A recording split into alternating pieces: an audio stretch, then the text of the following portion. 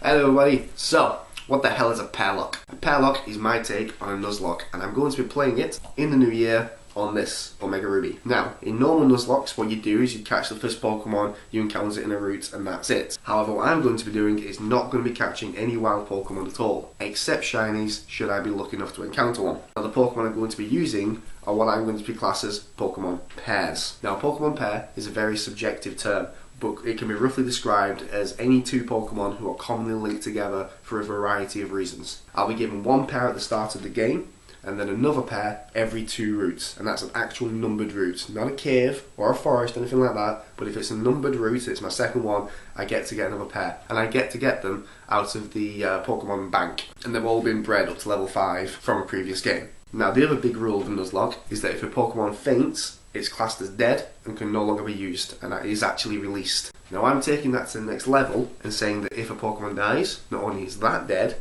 but its partner is dead as well. So that's 2 deaths for the price of 1. Another big rule is that I will not be using the XP share. That item breaks the game. I can understand why it's useful for new players and such, and for training to fill up the Pokedex, but actually progressing through the story, it just breaks the game and you get over leveled. Plus, my Pokemon are going to be traded, so they'll get boosted XP anyway, so that's fine. So, what is a Pokemon pair? Now, as I said, it's a very subjective term, but here are a few examples. There's Pokemon who are commonly linked together through, let's say, the anime or the Pokedex, in-game story, etc. You know, like Zangoose and Seviper, Koffing and Ekans, and Hitmonchan and Durant. Then you've got Pokemon who are incredibly similar, bordering on the same Pokemon, such as Plusle and Minum, Illumise and Volbeat, and Soak and Throw. Then you've got Pokemon who are version exclusives, but the same type, you know, like Growlithe and Vulpix, Cottonee and Petilil, and Oddish and Bellsprout. And of course there's Pokemon who evolve from the same thing, like Hitmonlee and Hitmonchan, Huntail and Gorbis, and Froslass and Galade. And there's various other reasons as well. Of course, Nido and male, Nido and female have been there.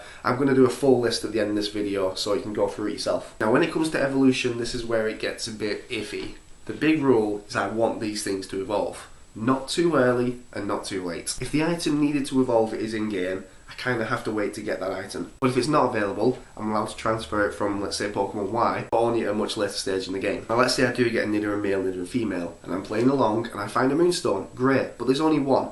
I'm then allowed to use Super Training to get the second Moonstone once I've found the first, so they evolve at the same time. Now, the Pokemon do have to evolve at the same time. Let's say I get Gardevoir and Galade. I start off with 2 Rolts, and then they both evolve at level 22 into Curlia. At that point, it is very possible for me to use Super Training to get the shiny stone needed to get the Galade. However, I'd have to wait till level 30 to get the Gardevoir. I'm not allowed to do that. I have to wait till they're both level 30 to evolve them both at the same time. The big rule is they have to be paired together. Everything has to be sort of symbiotic together. Now, there's a full list in the description as to what are Pokemon pairs for me. But let's now go through them. So, you have Butterfree and Beedrill, Nidoqueen and NidoKing, Clefairy and Jigglypuff, Vulpix and Growlithe, Vileplume and Victreebel, Koffing and Ekans, Hitmonlee and Hitmonchan, Electabuzz and Magmar, Tauros and Miltank, Omanyte and Kabuto, Ledyba and Spinarak, Espeon and Umbreon, Murkrow and Misdeavus, Beautifly and Dustox, Lotad and Seedot, Gardevoir and Galade, Plusle and Minum, Volbeat and Illumise, Carvanha and Numel, Zangoose and Seviper, Solrock and Lunatone,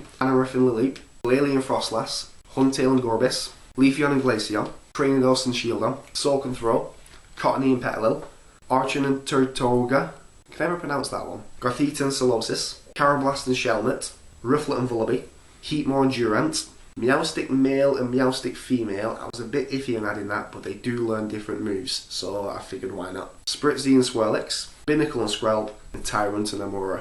Now, you'll notice they all have numbers next to them. Those numbers correspond to the numbers in this hat, and this is how I'll be picking them out. So, without further ado, the first pair that I'll be using in my Omega Ruby Pairlocke playthrough in the new year, starting tomorrow, shall be this one. Number 32, come on down. Rufflet and Vullaby.